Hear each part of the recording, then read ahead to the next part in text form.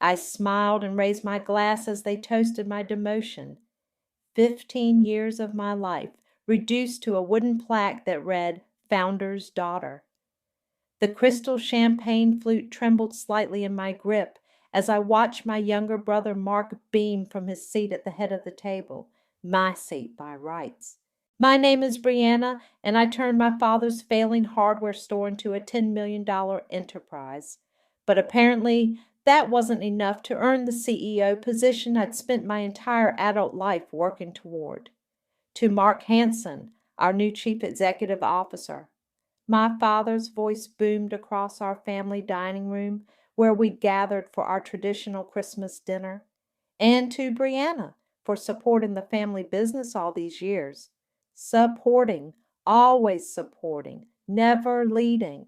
The other executives and board members, all men naturally, clinked their glasses and murmured their approval.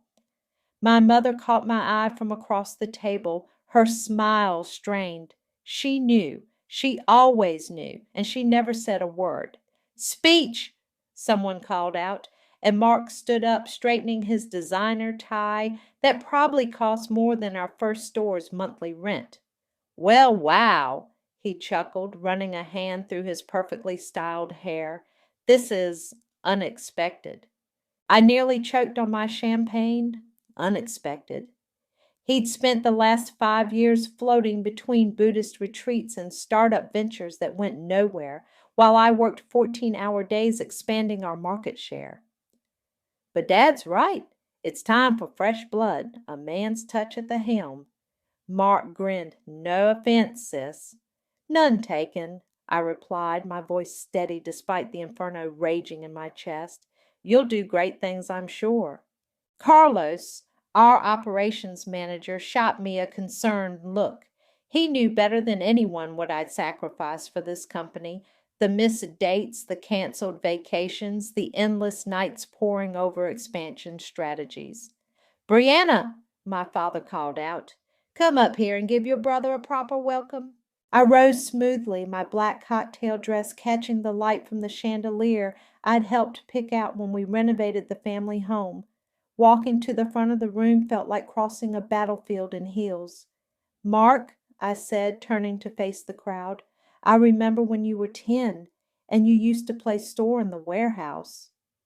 Gentle laughter rippled through the room. You'd stack empty boxes and pretend to be Dad.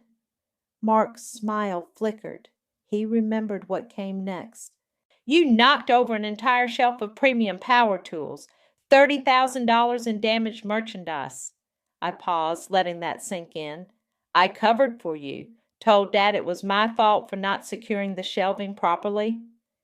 Ancient history, Mark said quickly, but I wasn't finished. That's what family does, right? We support each other. I raised my glass again. To the new CEO, may you handle the real inventory better than the empty boxes. Scattered chuckles. More uncomfortable this time. My father's face had darkened, but he couldn't say anything without making a scene. Later, as guests filtered out into the snowy December night, he cornered me in the kitchen. That was inappropriate, he growled, his breath heavy with bourbon. You're supposed to be setting an example. Like the example you set? I loaded plates into the dishwasher with precise movements. Giving the company to someone who couldn't tell a Phillips head from a flathead 6 months ago? Mark has vision, leadership quality. He'll learn the details. I slammed the dishwasher shut. I doubled our revenue last quarter. I opened 3 new locations. You did your job, he cut me off.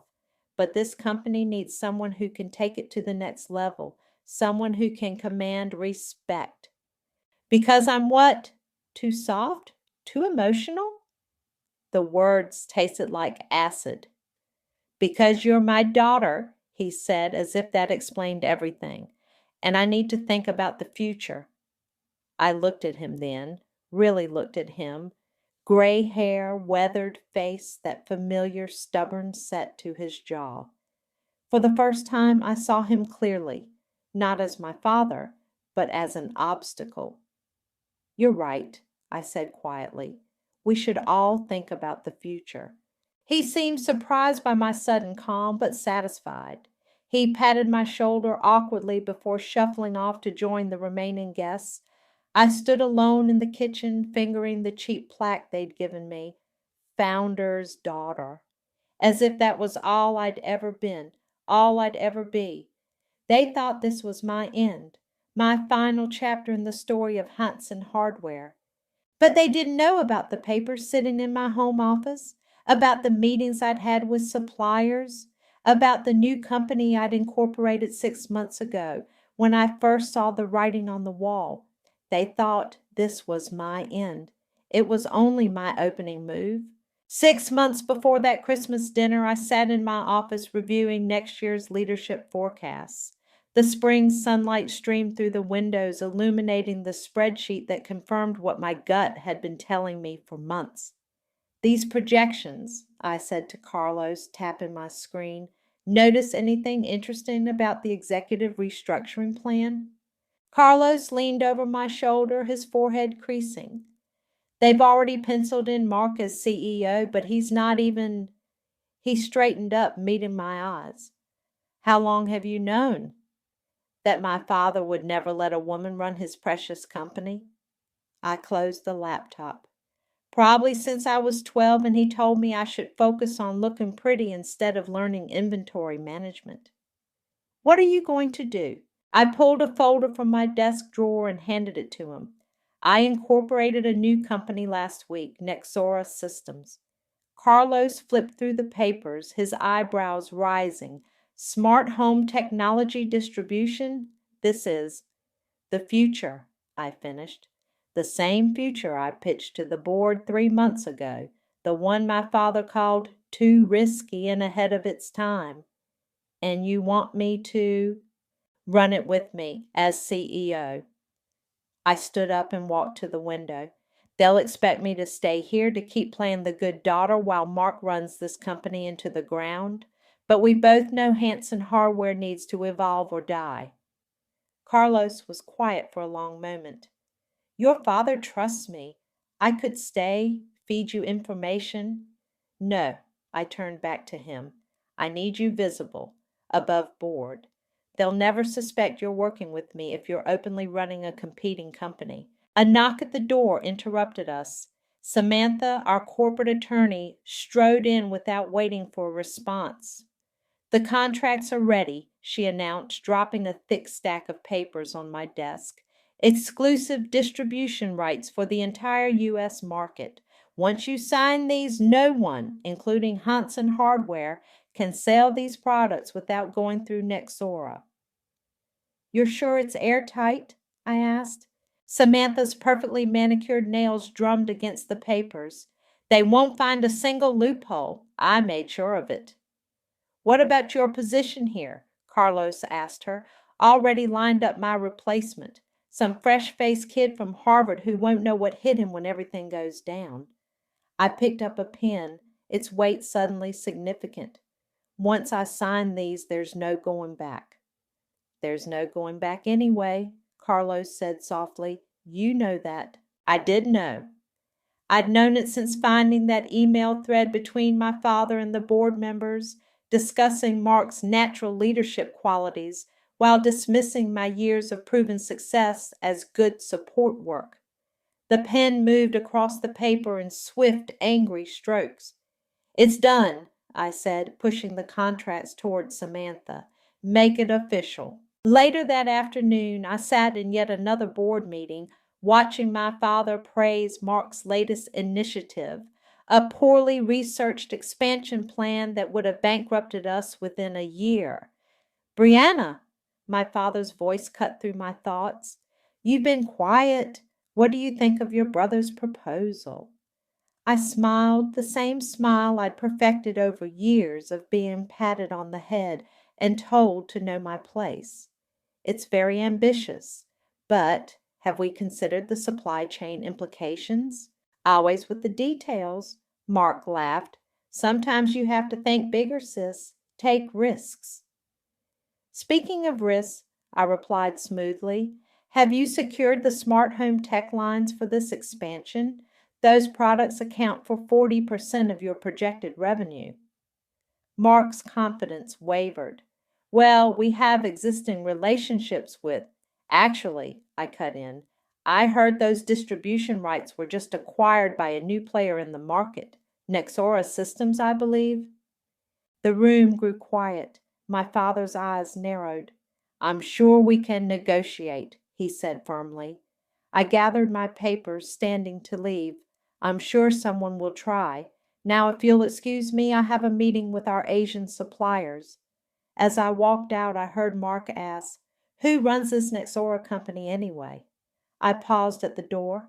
I'm sure you'll find out soon enough. Back in my office, I emailed Samantha one final instruction. No distribution exceptions, even to Hanson Hardware. My phone buzzed with a text from my mother. Having dinner with your father and Mark tonight? They're discussing the future. Please join us. I typed back. Can't. Working late. Someone has to mind the details. Setting my phone aside, I pulled up the incorporation papers for Nexora Systems. The familiar anger rose in my chest as I remembered all the times I'd been told to wait my turn, to be patient, to support the men in charge. Well, I was done waiting, done supporting, done being the good daughter who smiled and nodded while they built their boys' club on the foundation of my work. They wanted me to know my place. I was about to show them exactly where that was. Back in the present, 2 weeks after that Christmas dinner, I watched through Nexora's office windows as Mark's face plastered every business news channel. He'd called a press conference to announce Hanson Hardware's bold new direction. Turn it up, I told Samantha, who grabbed the remote. Excited to announce our exclusive partnership with cutting-edge smart home technology providers. Mark was saying, his smile too wide, too confident. Hanson Hardware will be the only destination for these revolutionary products. Does he know? Carlos asked, entering my office with coffee. That he's announcing a partnership that doesn't exist? I took a sip from the cup he offered. No, but he's about to find out. My phone buzzed. Veronica, Mark's new executive assistant, had texted. Emergency board meeting called for 3 p.m. He's freaking out. I'd met Veronica for coffee last week after noticing how Mark relegated her to fetching his dry cleaning despite her MBA and 5 years of industry experience. She'd been surprisingly direct. He makes me organize his dating app matches, she'd told me, stirring her latte. Yesterday he asked me to alphabetize his protein powder collection. Sounds frustrating for someone with your qualifications? Frustrating doesn't begin to cover it. She leaned forward. I saw your name on some old strategy documents. The company's growth trajectory. It was all you, wasn't it? I'd simply smiled and slid her my business card. If you ever want to work somewhere that values talent over testosterone. Now, watching Mark sweat through his designer suit on TV, I knew Veronica had been worth every penny of the signing bonus I'd promised her. My phone rang. It was Jalen, Hanson's strategic buyer. Please tell me you can explain why our suppliers are saying we don't have distribution rights for the smart tech line, he said without preamble. Have you tried calling Nexora Systems? Their CEO's office keeps redirecting me to legal. He paused. Brianna, what's going on? Ask Mark. He's the one who announced an exclusive partnership without securing the contract first. After hanging up, I turned to Carlos. How long until they figure it out? The press release is already being picked apart online. Trading's been suspended twice. My father called next. I let it go to voicemail. Brianna, his message growled. Whatever game you're playing, stop it now. Your brother needs your support in this transition. Call me back immediately. I deleted the message and checked my watch. 2:05 p.m. Shall we head over? Carlos asked. Let's give them a few minutes to stew. At 3:30, we walked into Hanson Hardware's boardroom. The tension was thick enough to cut with a knife. Mark jumped up when he saw us. "Where have you been? We've got a crisis." "Sit down, Mark," my father snapped. He turned to me. "What do you know about Nexora Systems?" I took my time settling into a chair, smoothing my skirt. "I know they hold exclusive distribution rights for the smart home product line you just promised to every major retailer in the country." "That's impossible," Mark sputtered.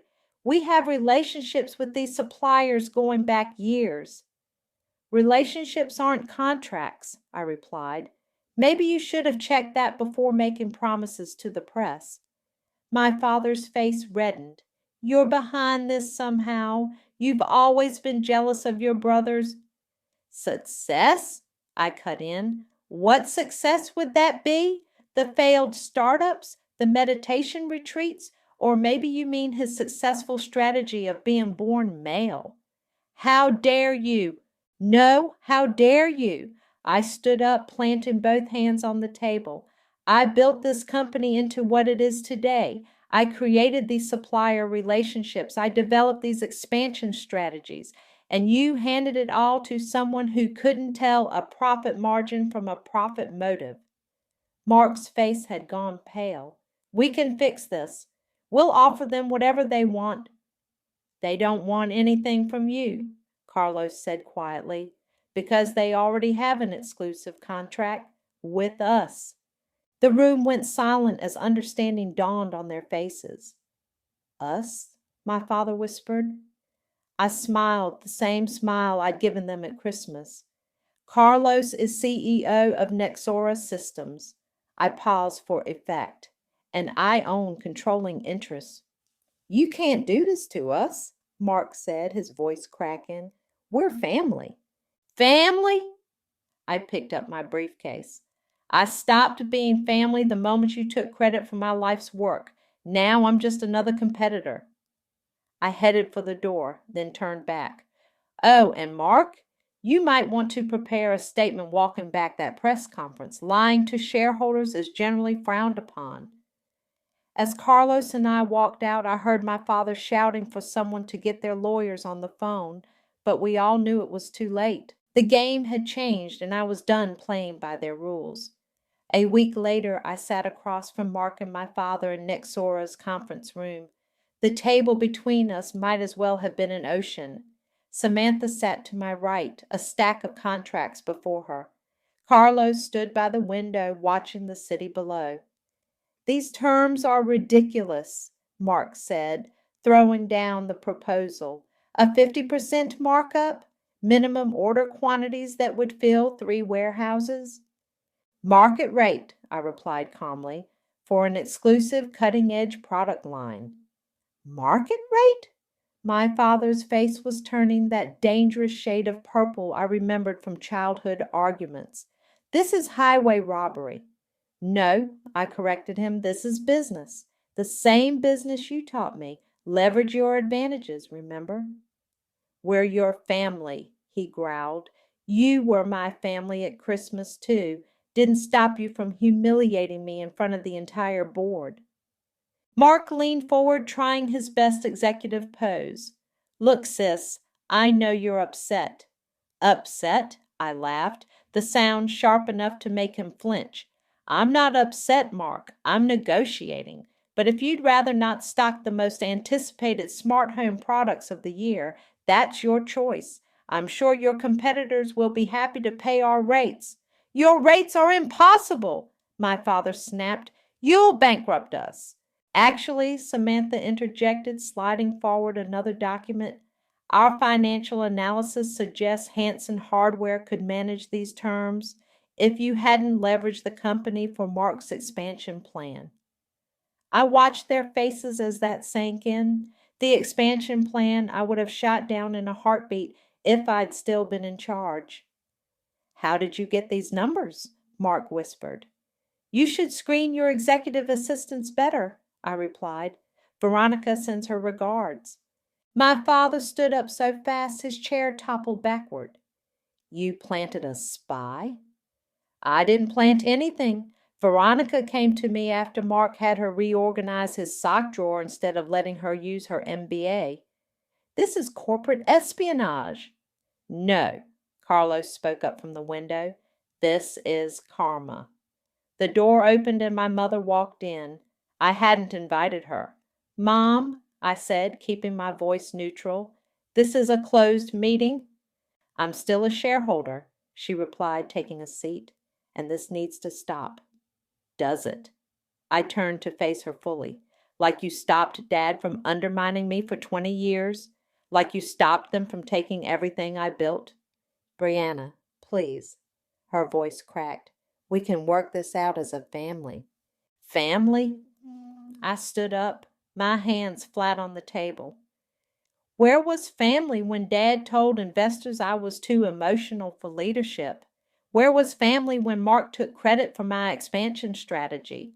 Where was family when you sat there at Christmas and watched them reduce 15 years of my life to a participation trophy? The silence that followed was deafening. You want to work something out? I continued, my voice steady despite the trembling in my chest.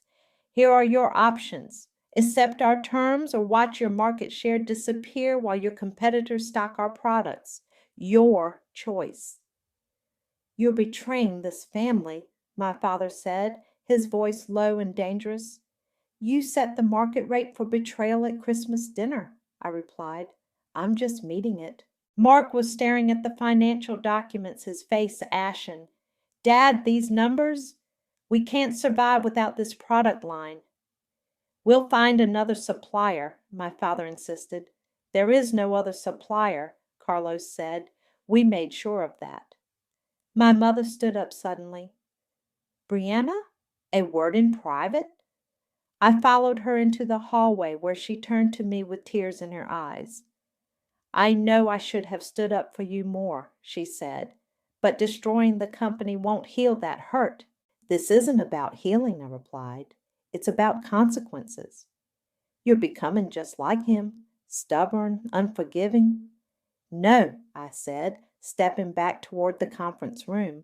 I'm becoming what he always wanted, a ruthless business leader. Funny how he doesn't like it when it's turned against him. Back in the room, Mark and my father were huddled over the contracts, whispering furiously. Tick-tock, Samantha said, checking her watch. Our other meetings start in 30 minutes. Other meetings? Mark's head snapped up. Your competitors have expressed strong interest in exclusive regional rights, I explained. We're entertaining offers this afternoon? My father's face went from purple to white. You wouldn't. Try me. Mark grabbed a pen with shaking hands. Where do I sign? Mark, don't. My father started. We don't have a choice, Dad. You saw the numbers. I watched as Mark signed away Hanson Hardware's future, one dotted line at a time. My father stormed out without a word. My mother lingered at the door. I hope this makes you happy, she said softly. I met her eyes. It's not about happiness anymore. It's about justice. The door closed behind her with a final click.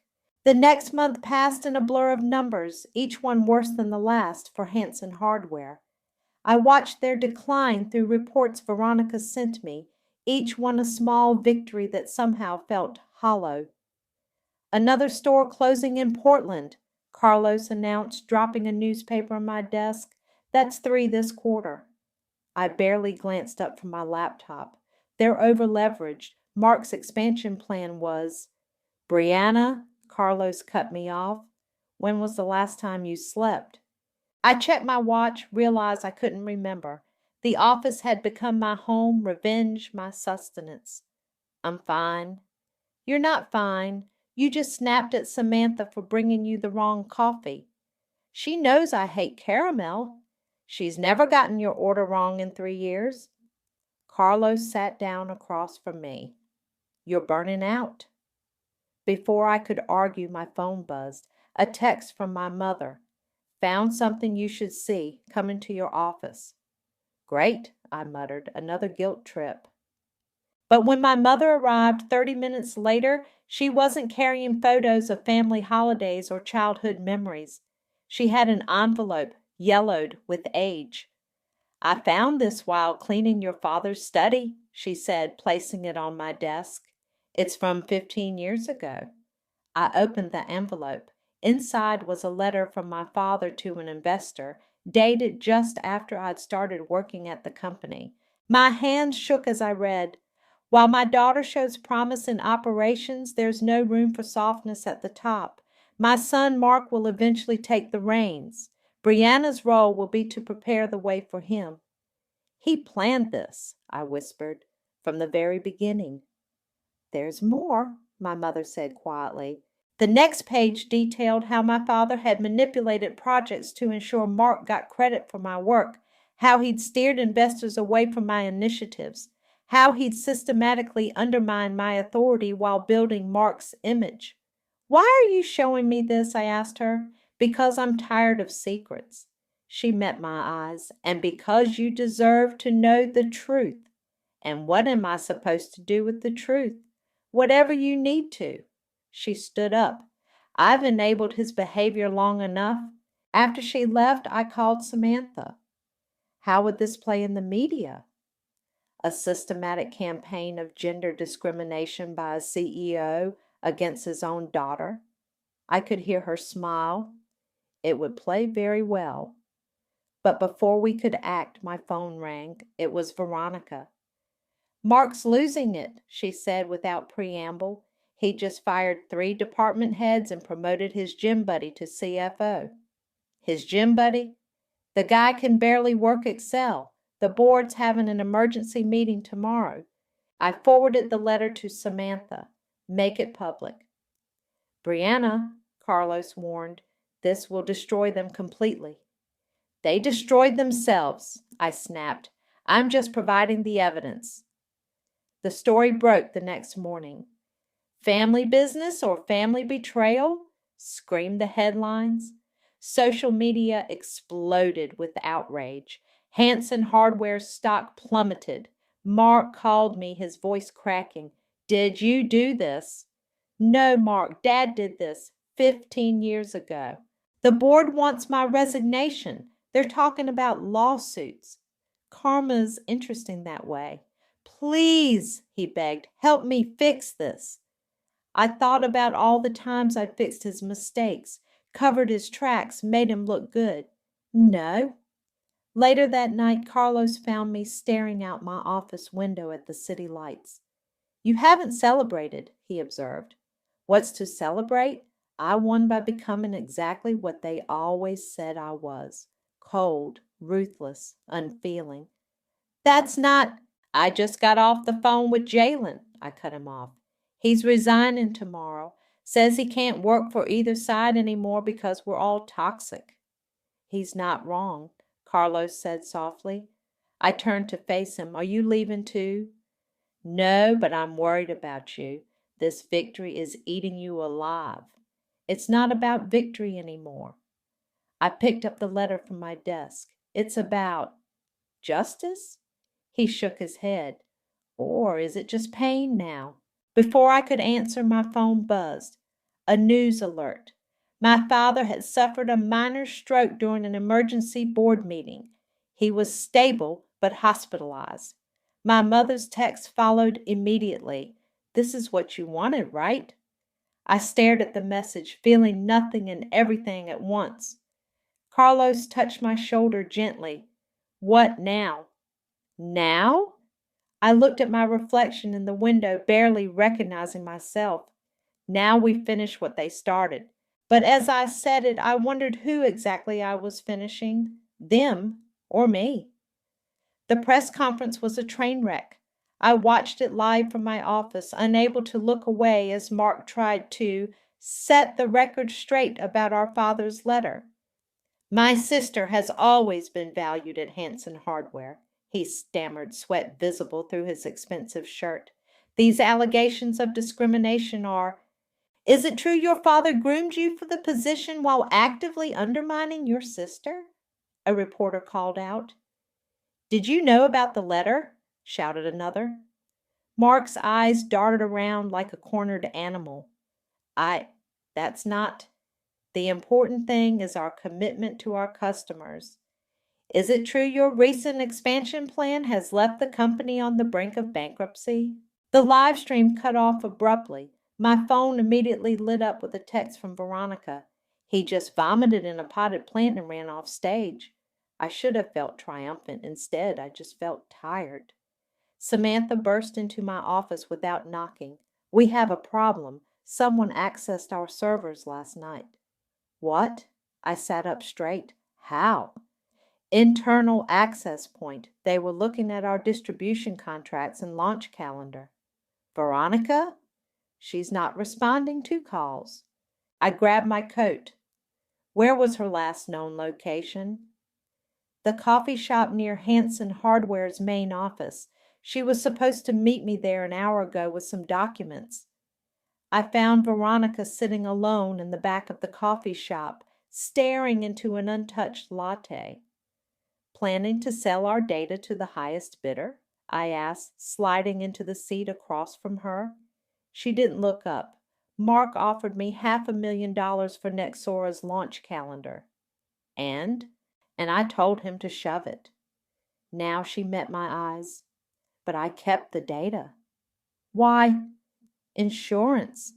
I wanted to see what kind of monster you were becoming. The word hit me like a slap. Monster? Look at yourself, Brianna. When is the last time you did anything except plot revenge? You're not sleeping, barely eating. You've pushed away everyone who cares about you. They deserved what? To lose everything? To watch their life's work crumble? She leaned forward. Your father had a stroke. Is that enough punishment?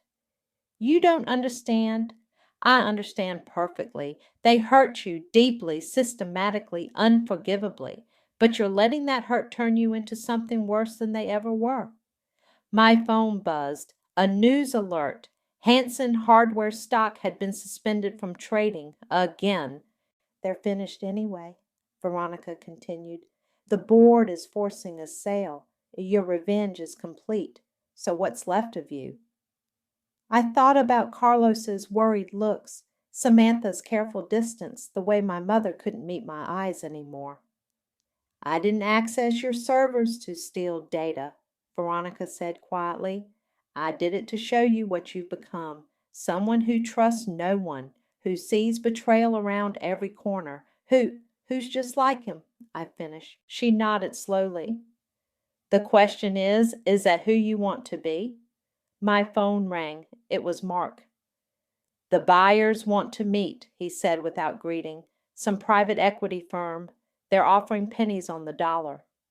And I need your help one last time. Not for me, but for the employees. 3,000 people are about to lose their jobs because of our family drama. I thought about all the people who'd worked for us over the years, the families that depended on those paychecks. Send me the details, I said finally. After hanging up, I looked at Veronica. You kept the data as leverage, but not against us, against yourself. What do you mean? You needed to prove you could have betrayed us but chose not to, because that's what real loyalty looks like. I stood up, something I've forgotten lately. Back at my office, Carlos was waiting with more news. The private equity firm, he said. They're going to strip the company for parts, sell off the real estate, liquidate inventory, fire everyone. I stared out the window at the city skyline. Somewhere out there, 3,000 families were about to get very bad news. Unless, Carlos added, unless what? Unless someone else buys them first, someone who knows the business inside and out, someone who could actually turn it around. I turned to face him. You can't be serious. Why not? You won the war, Brianna. Maybe it's time to stop burning bridges and start building something new.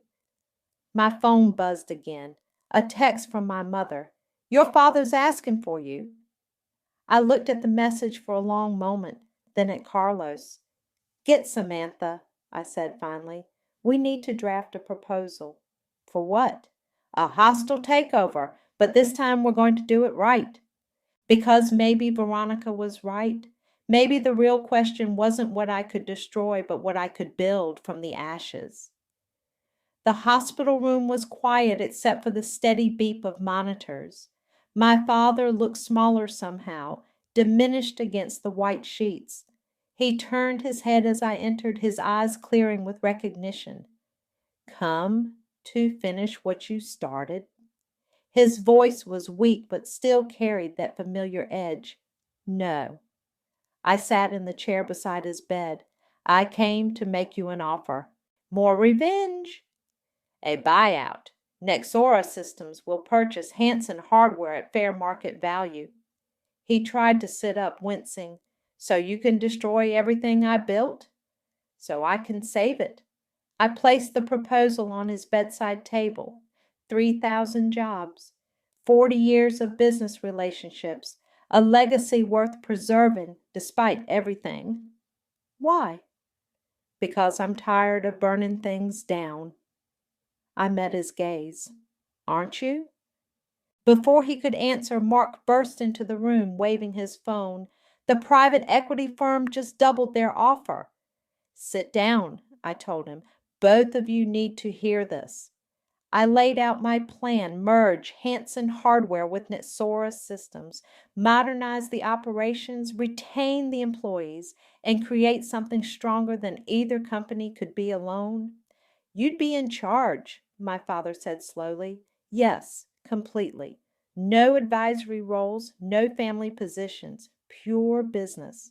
Mark slumped in his chair. What about me? You get to walk away with your shares' value instead of bankruptcy. I turned back to my father. This is my only offer. Take it or deal with the private equity vultures. My father was quiet for a long moment. You found my letter. Mom did. She chose to show me. I thought, he started, then stopped. I thought I was protecting you. This business, it's brutal. I didn't want. Save it, I cut him off. I don't need your explanations or excuses. I need your signature, yes or no. He reached for the papers with a trembling hand. Your mother was right about you. You're stronger than I ever was. That's not strength, I said quietly. That's survival. After he signed, Mark walked me to the parking lot. I really screwed up, didn't I? He asked. We all did. Some of us just started earlier than others. Back at Nexora's offices, Carlos and Samantha were waiting with champagne. Save it, I told them. We have work to do. Always work, Carlos sighed. You know, normal people celebrate victories. This isn't a victory, I replied. It's a responsibility. Veronica appeared in the doorway. The employees are asking questions. They need to hear from someone they trust. Set up an all-hands meeting, I said. Both companies, tomorrow morning. That night, I found myself back at the original Hanson hardware store, the one where I'd started as a teenager learning inventory from dusty shelves and ancient ledgers. My mother was there, standing in the empty parking lot. I knew I'd find you here, she said. Did you ever regret it? I asked, staying quiet all those years. Every day. She touched my arm gently. But you're not me, Brianna. You found your voice and used it to tear everything apart. No, you used it to force change. There's a difference. My phone buzzed. A message from Samantha. Merger documents are ready. Private equity firm is threatening litigation. Let them, I typed back. We have right of first refusal. They can't touch us. My mother read the message over my shoulder. What happens now? Now I build something new, something better. Alone. I thought about Carlos's loyalty, Veronica's honesty, Samantha's dedication. No, not alone. The next morning I stood before hundreds of nervous employees. Their faces showed the same fear I'd felt at that Christmas dinner, the same uncertainty about the future. I know you're scared, I began. Change is scary. Trust me, I know. But what we're building here isn't about revenge or power. It's about proving that success doesn't require sacrificing people for profit. I saw heads nodding, faces relaxing. Every person in this room has value. Every voice matters. And together, we're going to create something extraordinary. As I finished speaking, Carlos handed me a familiar wooden plaque, the one from Christmas.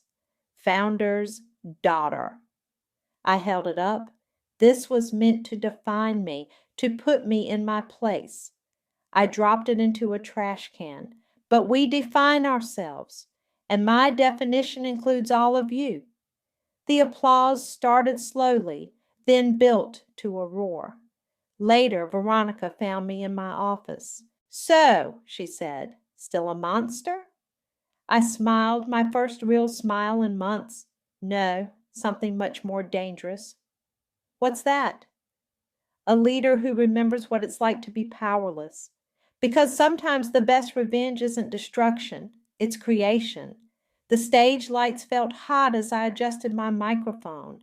The TEDx audience stretched before me, hundreds of faces waiting for wisdom about the price of vision. They wanted inspiration. I gave them truth instead.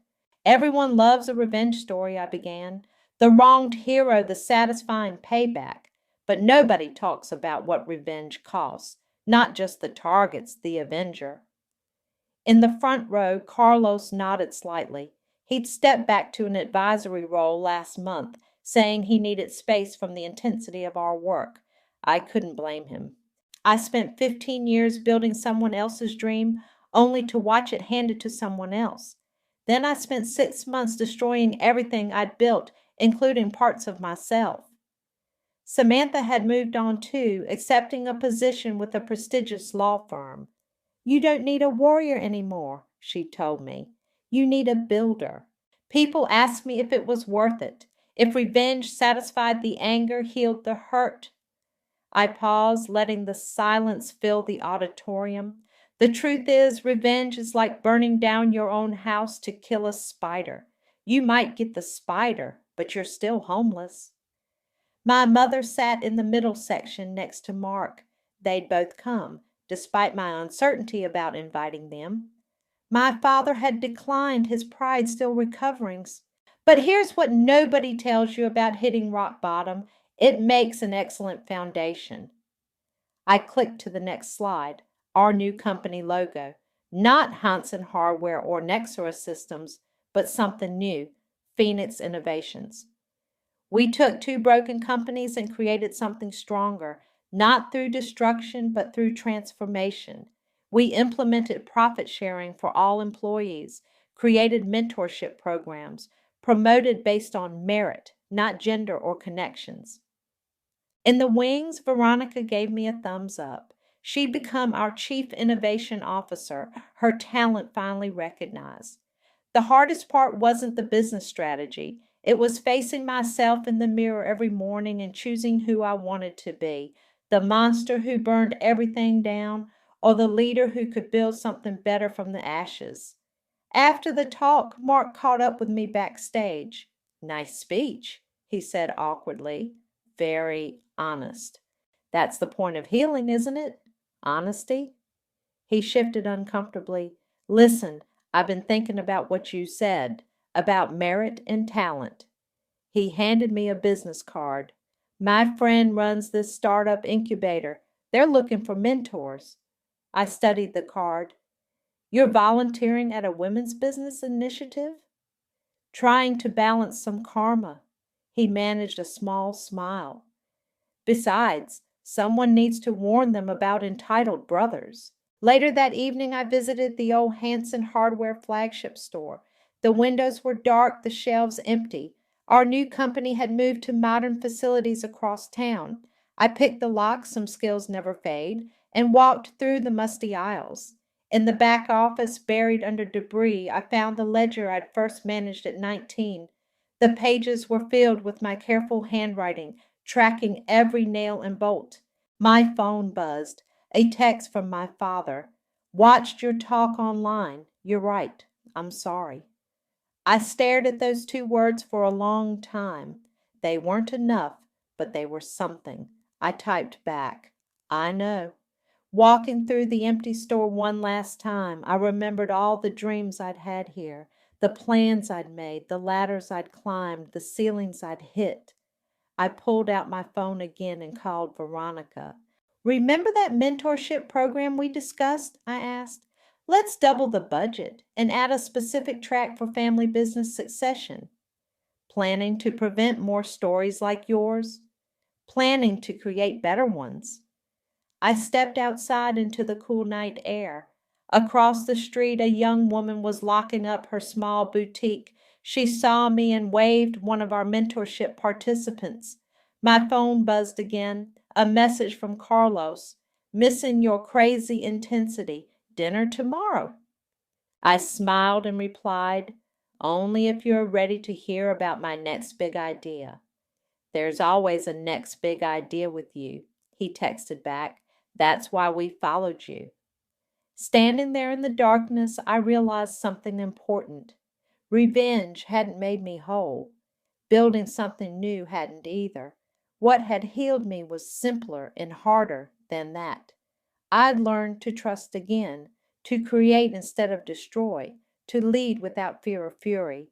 I looked up at the stars, remembering that Christmas dinner that felt like a lifetime ago, the plaque that read Founder's Daughter, the fury that had driven me to burn it all down. I didn't burn bridges anymore.